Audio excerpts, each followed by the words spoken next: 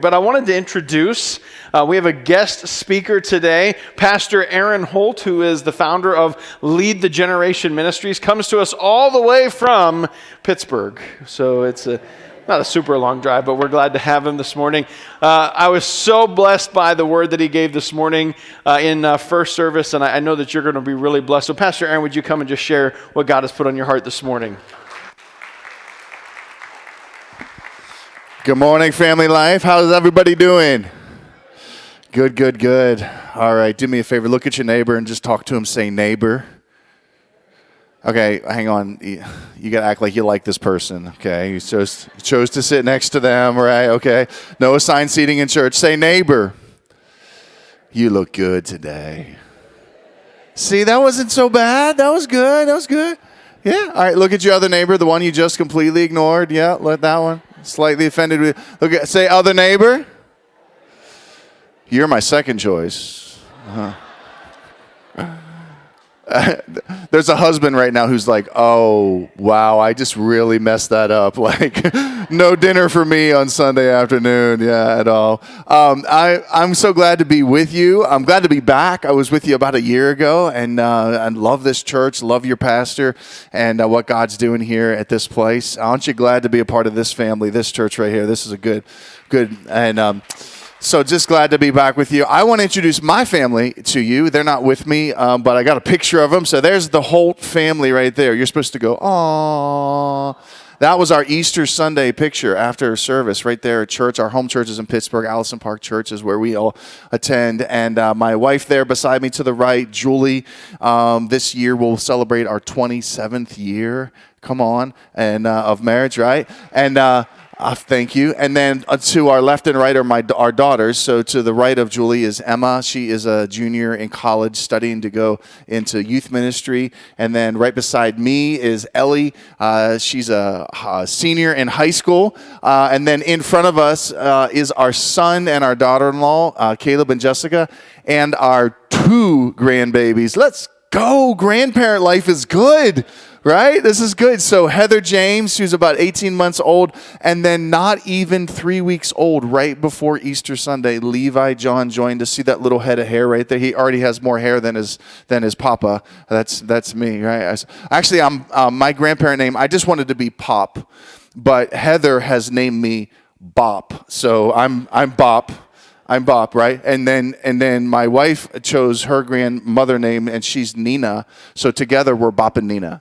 Right? It kind of works, right? I was like, it's funny. All right. So for those of you that aren't grandparents, one day you'll love it. If you are, then you can give me some lessons because I'm still learning. So it's so good. But Julie and I run a nonprofit ministry called Lead the Generation. Your pastor just mentioned that earlier. And so we're a nonprofit ministry. We've been doing this since 2017. We empower a generation to change their world through resourcing the local church, developing leaders, and mobilizing the planting and the establishment of youth ministries and kids ministries and churches. And that's a mouthful right there. But I'll just give you a couple highlights of what we do. And I want you to know just a couple really cool things that have happened in our ministry in the last year, because your church has been supporting Lead the Generation for the last little over a year now, and we're so grateful for your support. And you just celebrated a moment ago what you're doing in missions, and we've been a part of the generosity of your heart towards missions, and we're grateful for that. And so we mobilize and equip youth ministries and kids ministries across the nation and around the world. Last year, through our online virtual conference, we were able to help youth pastors and kids pastors in over 36 countries, and that's because of funding like what you've been able to provide for us. And then one of the things that we've been endeavoring to do just more recently in the last year is coming alongside of smaller churches and helping them establish or plant or launch a youth ministry if they don't have one. That might sound like wow, doesn't everyone have that? Well, you guys do. You're blessed. You have a kids ministry here. You have a youth ministry here. But in America, the American church as a whole, over 50% of American churches do not have any weekly youth ministry of any kind. And so if you're a parent of a teenager or those of you that have maybe had the experience of being a part of a local youth ministry when you were younger, you know the impact that has made in your life, and you understand the impact that it makes in a young person's spiritual journey to have that influence. And so we've endeavored to come alongside of churches and help them. In the last year, we've been able to plant 12 brand new youth ministries up in the state of New York with a couple dozen kids from those youth ministries that made it to youth camp for the very first time, kids getting saved, water baptized, and that's because of your giving and your faithfulness to help us do what we've been doing. So thank you so much. So grateful for your support. Grateful to be here with you this morning. I want to share from God's Word with you. If you grab your Bible and turn with me, we're going to be in two passages of Scripture today, and you're going to want to grab your own Bible or your own device in order to follow along. We're going to be in Hebrews chapter 11, and we're going to read verses 8, 9, 10, and 11, and then we're also going to be in Genesis chapter 17 a little bit later in a couple minutes, but for now, we're going to be in Hebrews chapter 11, and let me read a couple verses to you real quick, here's what I believe, and this is what we're going to talk about this morning. I believe that this year, 2023, can be the best year of your life. If, there's always a contingency, right? If you choose to move forward in your relationship with God. If you choose to take steps and move forward in your relationship with God. And that's what I want to talk about. So look at your neighbor and say, move forward. All right, do a little better than that. Say, move forward. In the text we're going to study the life of Abraham, or just a couple parts of the life of Abraham and Sarah, and how they chose to move forward, right? And so here's the first section we'll read together, Hebrews chapter 11, verses number 8, 9, and 10. We'll start there, and just follow along with me, and let's read this together. By faith, everyone say by faith, Abraham, when called to go to a place he would later receive as his inheritance, obeyed and went, even though he did not know where he was going. By faith, everyone say by faith. He made his home in the promised land like a stranger in a foreign country. He lived in tents, as did Isaac and Jacob, that's his son and grandson, who were heirs with him of the same promise. For he was looking forward to the city with foundations, whose architect and builder is God. And let's read verse 11 as well. And by faith, everyone say by faith, even Sarah, who was past childbearing age, was enabled to bear children because she considered him faithful who had made the promise. By faith. Abraham and Sarah are living in what my wife have come to know in our own vernacular as living in a certain uncertainty, right? Abraham is certain in the text that God has spoken to him, but he is uncertain as to where he is going. God said, pack your bags, time to go, but he's uncertain as to where to go. Imagine the scenario, right? Abraham sits down with his wife, Sarah, and says, hey, I heard a voice from heaven. God has spoken to me. It's time for us to move. And, and she says, okay, I'm with you, baby. I'm right along. Let's do this together. Let's pack this place up. Where are we going? And Abraham, awkward silence. He's like, well, baby, that's the thing. I'm not sure. I'm not certain. I'm uncertain. I'm certain God spoke to me, but I'm uncertain about where we're going. Have you ever had like this moment in life where you live in a certain uncertainty? I'll give you some examples. I'm certain that this church is squarely and firmly in Pittsburgh Steelers territory. But I am uncertain as to how you got a Denver Broncos fan as a pastor. Like, okay, some of you are like, I've been wondering that for a year. Okay, right? You know what I'm saying? I am certain that your pastor and I have the best haircuts in this place, right? I'm uncertain that either of us really wanted that at an earlier point. I'm like, we live in a certain uncertainty, right? I had this experience earlier in life when I was a young adult and I was in college. I signed up to go on a summer tour with one of our college groups, and we'd go to different youth camps and different churches in the summer.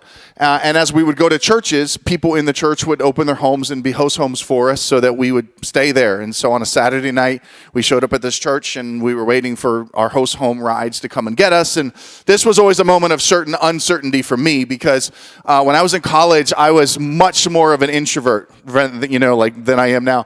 How many of you are introverts? You're like, that's you. You're an introvert. Did you feel that? Very quietly and slowly, they raised their hands. Like, it's me. How many of you are extroverts? You're just like, that's me. And see, there's like, over here, check me out, right here. Okay.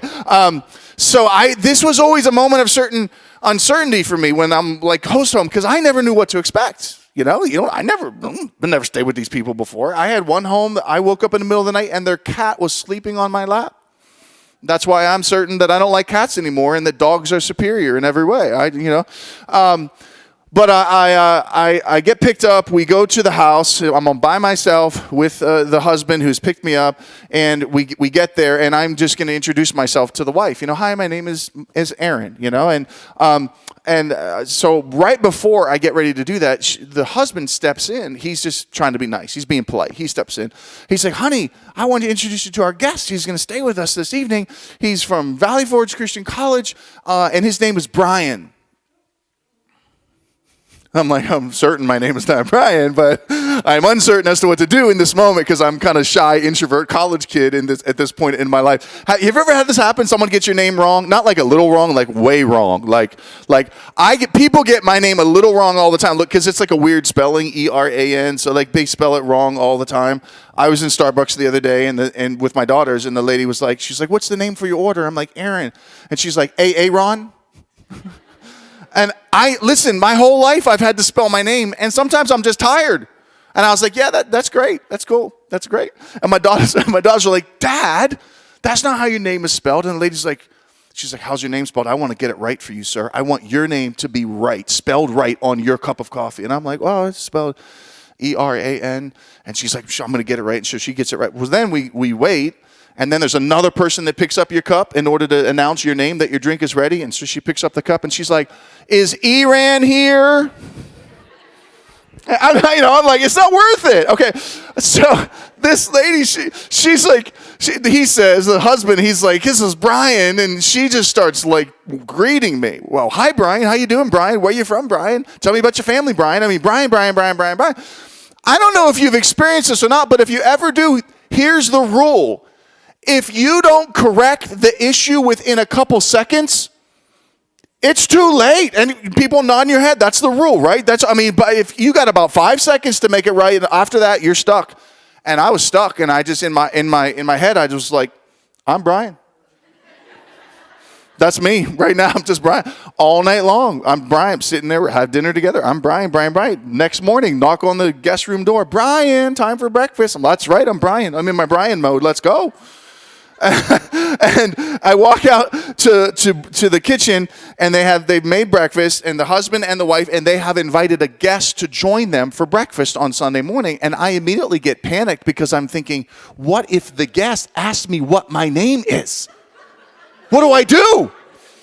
And I start to pray, and I'm like, God, just let that husband introduce me again. Because listen, you can pray about dumb stuff too. I'm just and he does. He's like, this is our guest, Brian. And I'm like, yeah, hi, how you doing? And so I'm just in my head, I'm thinking, I'm certain this is all going to come to an end. It's going to be over.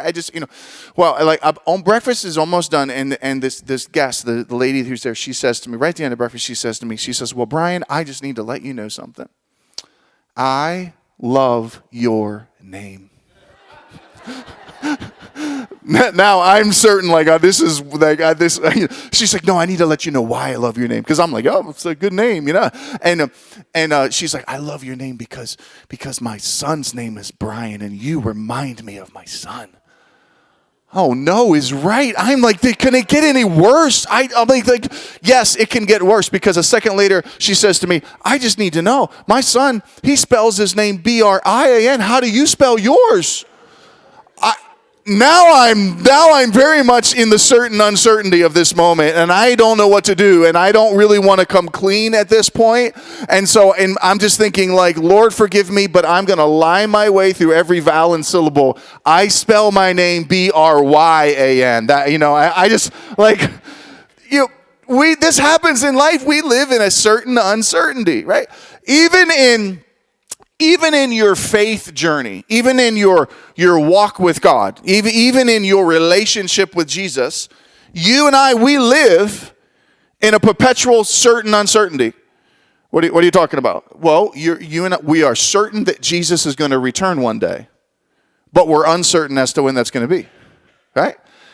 You probably have found yourself in moments or seasons of your life where you are certain that God has a plan for you or a calling for you or a purpose for you, but you're uncertain as to what it is. Ever been there?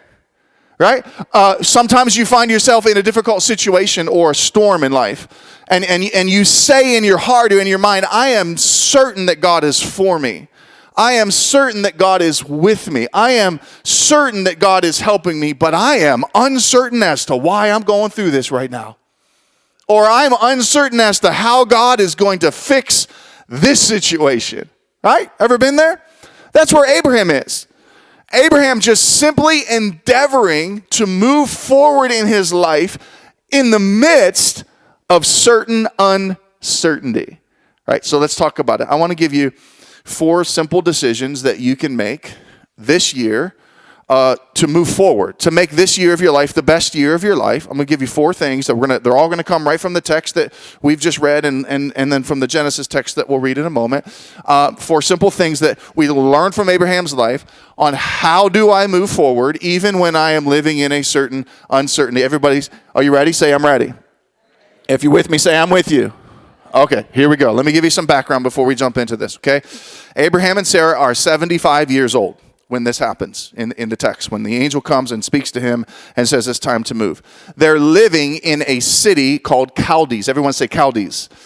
Chaldees would have been, in antiquity, Chaldees would have been one of the biggest, largest cities that you could live in. It would almost have been like the New York City of its day. About 250,000 people, known for importing and exporting, which means there would have been great wealth there. Meaning everybody wants to move to Chaldees, not away from Chaldees, right? And so Abraham and Sarah have been there. They've been established there. As far as we know, that's where they have been their whole life. And at this point in their life, because they're still there in the city, it indicates to Bible scholars that they were people of means. They were people of wealth, right? So they are, in American culture, we would say they're out there living their best life, right? They've got it going on. It's good. Everything is comfortable. Things are probably pretty easy for them.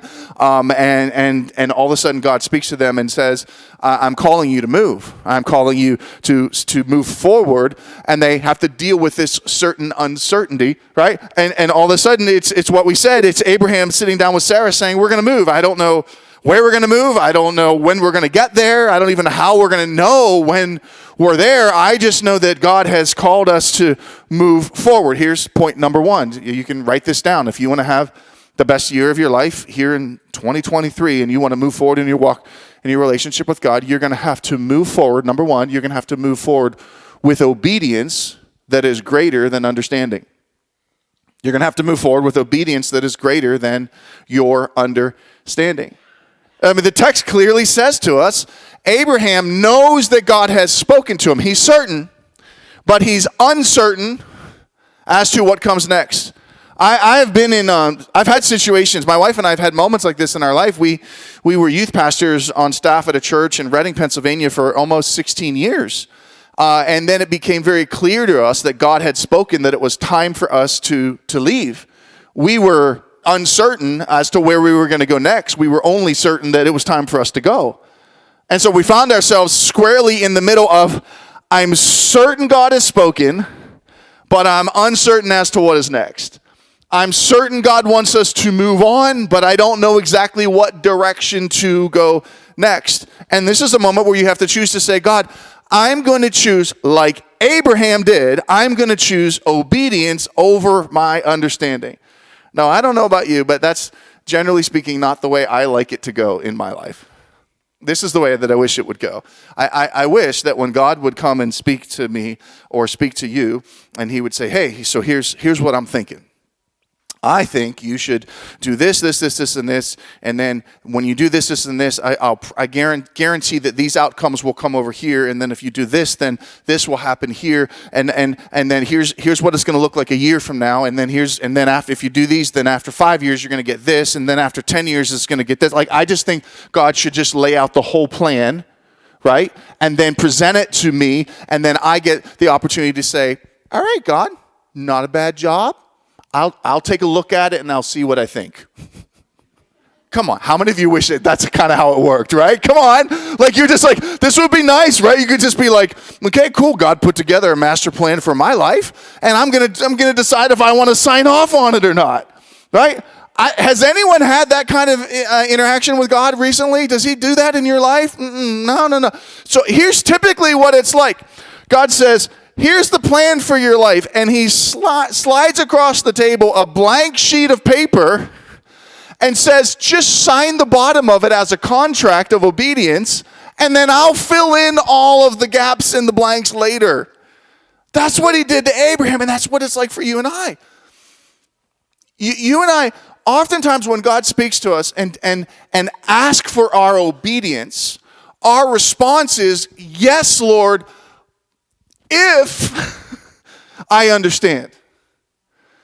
And God doesn't really work that way. It's almost like I'm driving the car and I've invited Jesus to ride shotgun. Right? And Jesus is like, hang a right up here. Maybe. Right? Pastor and I went out for breakfast this morning, and I didn't know how to get to the church, and he was, telling me which way to go, and I just listened to him because I trusted that he actually knew where he was going in relation to me. I didn't know where I was going. But sometimes this is the way that you and I treat God. We put Jesus in the shotgun position, and we're just like, yeah, it's up to me, right? I'll decide. And, ultimately you have volition, you have free will. Yes, you do.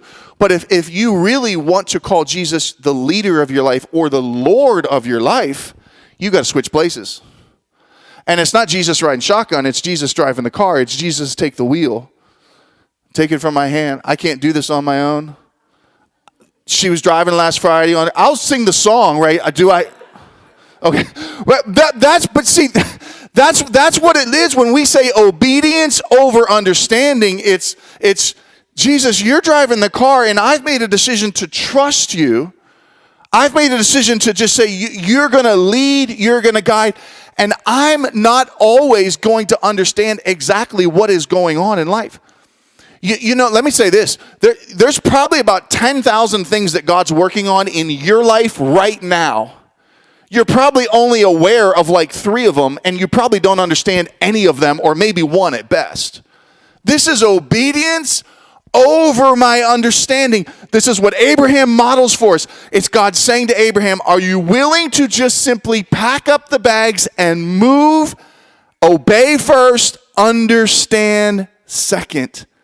If you're going to have the best year of your life, if you're going to move forward, you're going to have to choose obedience over your understanding. Number 2. Here's number 2. Let's go back to the text here real quick. In Hebrews chapter 11, right?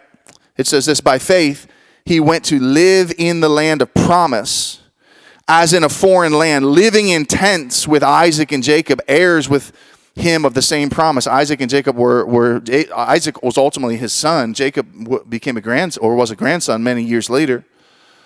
Last part of the verse here, for he was looking forward to the city that had its foundations, whose designer and builder is God. A reference ultimately to heaven or to the promised land, a reference to something Abraham never actually saw with his own eyes. But this is what he was looking forward to. So here's principle number 2. Write this down. If you're going to have the best year of your life, if you're going to move forward, you not only have to choose obedience over understanding, you have to choose, number 2, calling over comfort. Calling over comfort. Abraham was comfortable. Sarah was comfortable. They lived in Chaldees. They had wealth. They had servants and people, and they had great possession. They had great means, but they pursue the calling, and the calling takes them to a place that I would suggest is not very comfortable, because the text says they lived in tents. I don't know about you, like I'm not much of a camping kind of guy. Like glamping, that sounds cool. Like, I've seen pictures of that. That's something. But like I'm not much of a camping kind of. And if you're Abraham and you just packed up your bags and made your wife sell the house, the dream house in Chaldees, and now you're showing up in the middle of nowhere, and you're like, all right, we've arrived. Pitch the tent. And if you're Sarah, you're thinking, wait, what? What are we doing? I'm just saying, think about, there's no welcome home sign. There's no Starbucks down the road. There's no little pack of coupons, welcome to the neighborhood. Goodness, there's no Chick-fil-A, dear Jesus. What do we, no. Not all the comfort is gone. And if you're Abraham, what do you say to your wife? Just calm down. As if using the words calm down has ever worked in the history of calm down. Husbands, just never say that to your wife. It never, ever worked. I'm just like, no, this is calling over comfort. This is hard for us, especially as Americans, because we love our comfort. I want a seat, my comfortable pew. I want the church with air conditioning right at 72.